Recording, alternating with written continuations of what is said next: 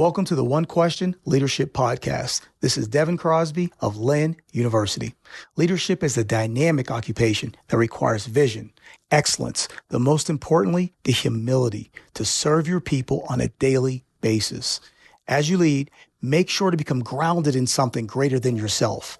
This will shape your decisions, provide clarity to your team, and cultivate trust.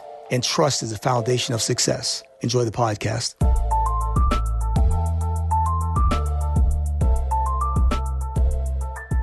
Greetings, this is Ty Brown, and welcome to the One Question Leadership Podcast, where we highlight executive and organizational leadership. Be sure to follow us on Twitter and Instagram at 1Q Leadership. Our guest today is Gene Smith. Gene is the Senior Vice President and Athletics Director at Ohio State. Greetings, Gene. Thanks for joining us. No problem, Ty. I look forward to the opportunity. Yes, sir. Now, Gene, I'm happy to have you on your 16 years at Ohio State. You spent time leading the departments at Eastern Michigan, Iowa State, and Arizona State. Been in the AD chair for roughly 34 years. And then if you include your time as a football coach, you've been in the business of college athletics for over 40 years. So you're essentially an elephant in the profession, right? People know you. You have developed other leaders. And I'm excited to talk to a veteran such as you on the podcast. Well, thank you. Appreciate the opportunity. I really enjoyed my years in higher education and athletics, so it's just a blessing. Of course, I've known you for a while. I met you a long time when I used to volunteer with Dutch at the Institute and at the annual meeting, and I've always had a healthy respect for you. And I think Coach Taft talked to you a few times when I was working back at the American Football Coaches Association and trying to set some things up. So what's interesting about the industry we're in, sports or college athletics, football, whatever it is that there's a lot of transition, and you've weathered a number of storms. I mean, in this industry, we've seen people let go for making the changes they were hired to make. We've seen people let go for hiring who they thought was the right football coach for the athletics program. We've even seen people let go after being publicly disrespected by their high-profile basketball coach. There are a number of different reasons why the finickiness of college athletics, right? People make a decision in a moment. I've even been fired from the AFCA, which once that happened, I called all the coaches I know and said, hey, I know what you've been through. I'm right there with you. So, but in terms of you weathered a number of storms and transitions. I think 3 or 4 presidents during your tenure at Ohio State. And there's a level of institutional trust needed for a school to stick with someone in terms of college athletics through the ups and downs that we all see in the college athletic industry. I wonder about how you established over the years that institutional trust that they believe you are the one necessary to lead the program. Well, that's a great question, and it's a challenge. It's not easy. First and foremost, you have to gain credibility and respect throughout the institution, the community that you serve, which includes your student athletes, coaches, and fans and donors, by one, being consistent in how you handle things. I stay true to my values, try and operate as transparently as I can, and communicate with the appropriate people based upon the situation. And so I never try and make a decision in a vacuum. I run an inclusive environment. So when transitions occur, people will share with a new president, for example, perspectives on Gene Smith. And so what you try and do is create a persona, a brand that is respected among all the stakeholders that you serve. And you have to keep that in mind. The stakeholders that you serve is diverse, is broad, and you have to make sure you hold true to your values as you go through any challenge that you face. It's important. I imagine those values, you talk about football and basketball coaches and a number of things that, especially in 16 years at one place, that you see decisions other people make that it can affect your job. Those discussions, I guess, with the stakeholders probably are tough. They're honest, but there are probably decisions that you have to deal with, but you still stick to those values that you mentioned. Would you be willing to share values that have been challenged over the time in terms of some of the stuff that has happened? Well, I've established a long time ago, integrity is one of my highest values. So I've always shared when I'm mentoring someone or speaking that if a president or some authority, one of my supervisors ever asked me to do something that challenged my integrity, I'm out. It's just I walk. This is when I was at IBM, when I was coaching in athletic administration. I've always said that no one can take away my integrity. I own that, and my respect for people from all walks of life, and we're seeing that today. That's challenging our society more than any other time. Is respect is critical, and you and I may disagree on something, and we may get into a heavy, heated debate about that topic. But I respect your view, and we may walk away having a different view on a topic, but that doesn't mean I don't respect you as a person. And so respect is critical for me. Holding true to my faith and how I live my life with integrity, honesty, and respect for people are important to me. And then my family's in that mix, so everyone knows that I'll leave in a minute for my family. So you have to establish those things. And as with my coaches, I tell my coaches all the time, we're going to recruit talent, academic talent, athletic talent, and character. If a student athlete doesn't demonstrate the level of character that we would want representing our program, don't recruit them. I don't care how good they are. So I empower my coaches to walk away from any thing that they feel might be challenging for us to manage in our environment relative to a student athlete that might not represent our character approach. So there's a number of things in that space, and I communicate that throughout my stakeholders. Is demonstrated our metrics, our GPA of our student athletes, graduation rate, job placement, all those type of things. We say is because we stay true to who we are, and so you do that over time. You stay consistent. You don't waver. Then people understand how you lead. Two of the things you mentioned there, I hold close to vest also. One of the things you said is that, you respect people to disagree with them. I try to go into conversations, especially conversations that may be intense, or you probably disagree with the person, but I try to go into with one premise, and the first premise is that I may be wrong coming into the conversation. Yep. Right? And That's so right. You can learn as much as possible. And the other thing is, Stay curious. That's right. There you go. Exactly. When I was working with Coach Taft, we would be in a meeting in a conference room with coaches or just amongst the staff, talking about something, the big convention we were having, whatever, it was very important. And if he got a call from his wife or one of his daughters, he would stop, step out, either take the call there or step out and take the call. And I watched that over the years and saw how important that was. And realistically, if I got a call in the meeting and it was my mother or my sisters, I stopped it because the leader did it. I thought, you know what, this must be important. I am not going to ignore this call for my mothers and my sisters, and they become of the utmost important to me. So I really appreciate those things that you said. No, that's true. That's what I do too. And there's nothing more important than you taking care of yourself first and foremost. I need you to be the best you. And I tell this to my teammates all the time that I work with every day. Stay healthy. Do what you got to do to stay healthy. And then your family's a part of that. And so in that space, you have to be selfish. And we all need to look at it that you're taking care of yourself and your family. If you're worried about your family, then you're not taking care of yourself. It's circular. So it's important. It is important. Thinking about where you've been, Eastern Michigan, Iowa State, and Arizona State, two of those three places, after you were gone, whether it be a few years later or immediately, whatever it was, they hired ADs who were people of color.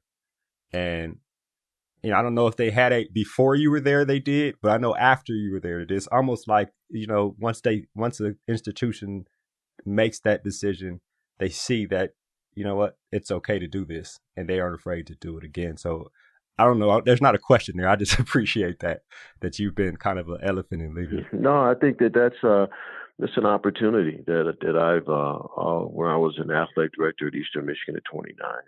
I established early on the understanding And this was, back in the day in the 80s, 85. And I understood that I had a tremendous opportunity. I didn't see it as a burden. I saw it as an honor and an opportunity.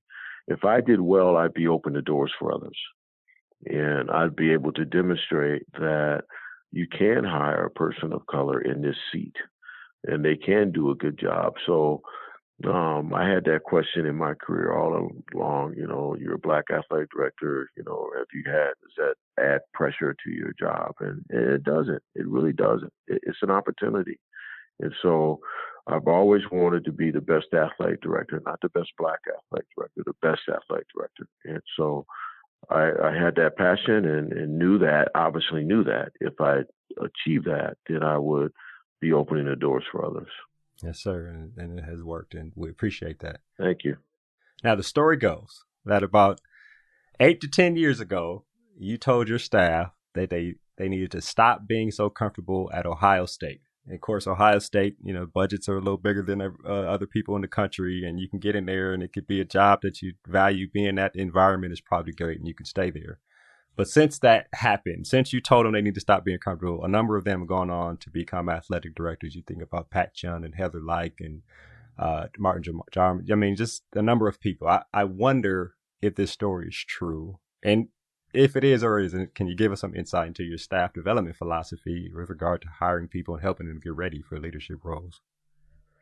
Yeah, it's so important. When I came here, we didn't have a performance management plan, so I set that up. And one of the things that I tried to teach my supervisors at the time, the most important part of setting goals and doing evaluations is not just those things. It's the conversation with the individual to ascertain what is their professional goal, what do they want to be, and then you ultimately set up a process to help them develop the talents and skills and experiences to get them to where they want to be.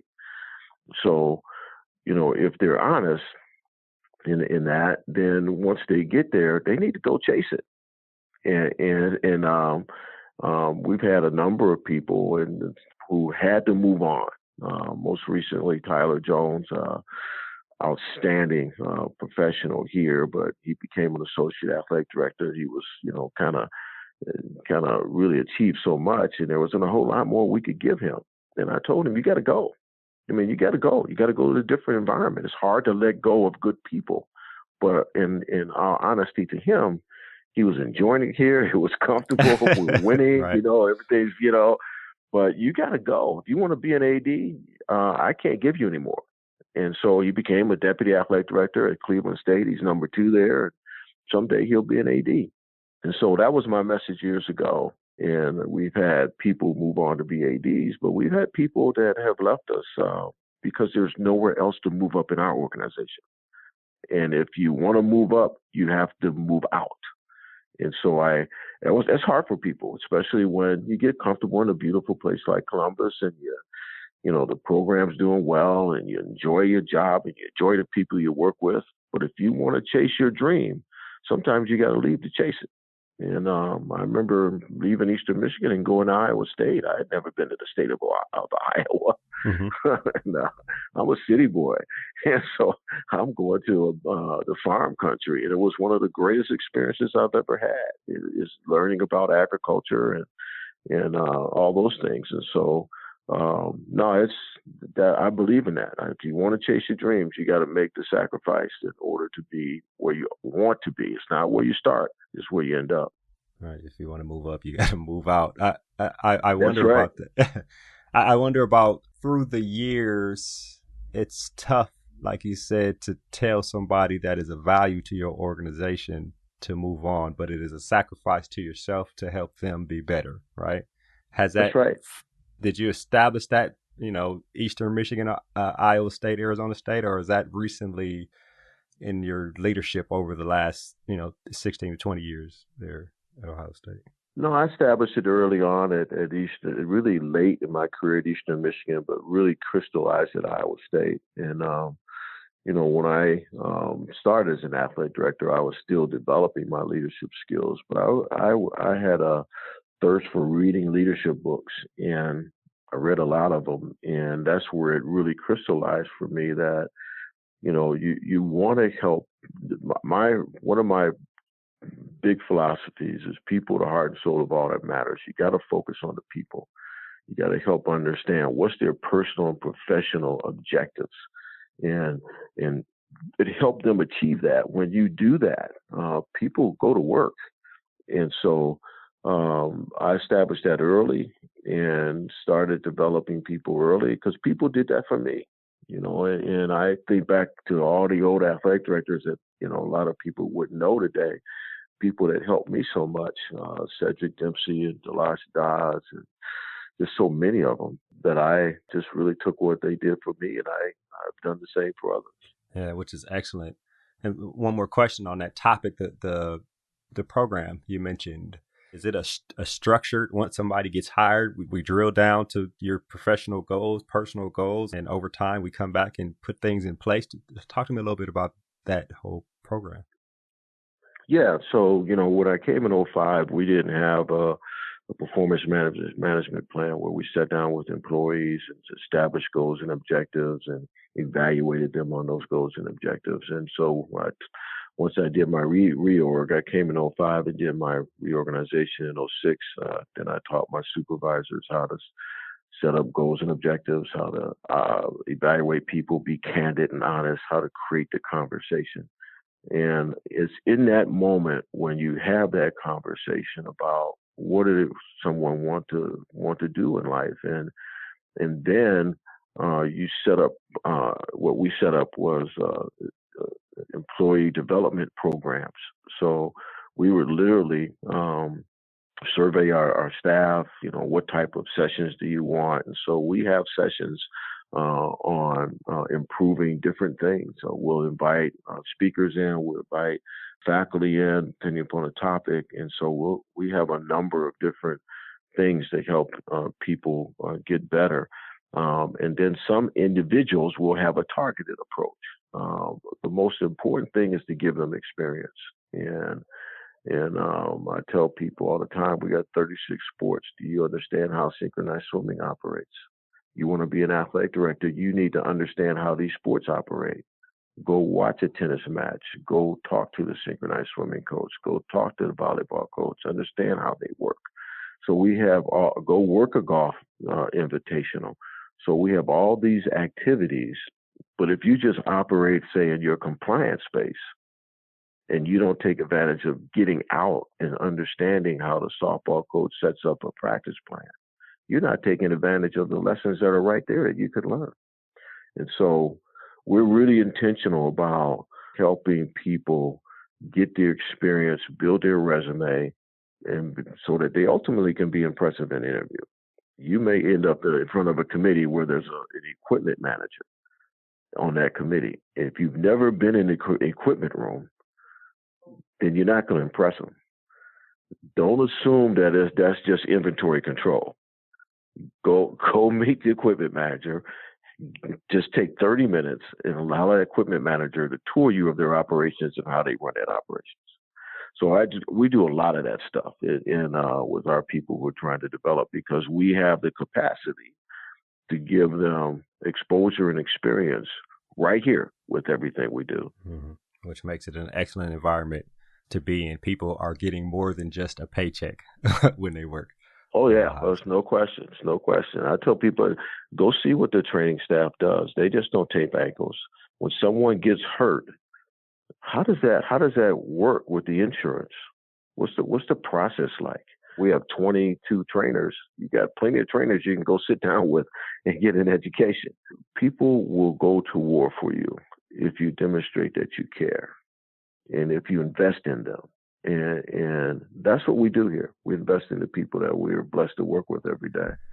Thinking about your time in the chair, you've been an athletics director for a long time, and you may have touched on some of this as we've talked, but we hear that we try not to get stuck on our ways as we get older or as we evolve, right? Which is tough not to get stuck on our ways. But sometimes that's right. Sometimes our ways are what has made and will make us successful. I wonder about your style in terms of leadership and understanding the importance of culture. Has that evolved since the days at Eastern Michigan? And I assume it has, because if it hasn't, that means you knew everything when you first started, right? Yeah, it has. It really has. And so you have to change with the times. You have to adjust. The John Maxwell's recent book, Leader Shift, it's a great book. It is a book that talks specifically about that. Back in the day, you said, oh, we got to have a 5-year, 10-year plan. Well, today you got to have a 6-month plan and a 1-year plan. And today our student athlete is different than what it was 10 years ago, 15 years, or 20 years ago. They're different and they have different pressures. And so you have to structurally set up an environment where you respond to that, but you also behaviorally, which gets you to your culture, set up an environment to accommodate the new student athlete and their needs and all the things they deal with. I forgot what year it was. We developed our sports psychology department, and now we have 4 full-timers. I remember sitting down saying to Urban Meyer, my God, I never thought I would be hiring sports psychologists. And it's so needed today. And in the day of a coach saying, okay, you had a bad practice, go run stadium stairs and come back, you'll be better. Those days are gone. And so you have to change. And so there's certain things that I stay true to, my values and work ethic and all those type of things. But at the end of the day, you have to adjust to the people you serve. Right, which is very important. Well, Gene, this has been an excellent conversation. I think the value of a leader asking themselves, is working for me more than just another paycheck, shows in terms of the environment you have created there at Ohio State. And I really appreciate you joining me here on the One Question Leadership Podcast. Well, thank you. Appreciate the opportunity. I wish you all the best. And all the listeners, I wish all of them the best. Everybody stay safe. That was Gene Smith. He's a Senior Vice President and Athletics Director at Ohio State. And of course, this is Ty Brown with One Question. And keep in mind, the role of a leader is to create and maintain an environment that people want to be a part of. And as always, be better tomorrow than you are today.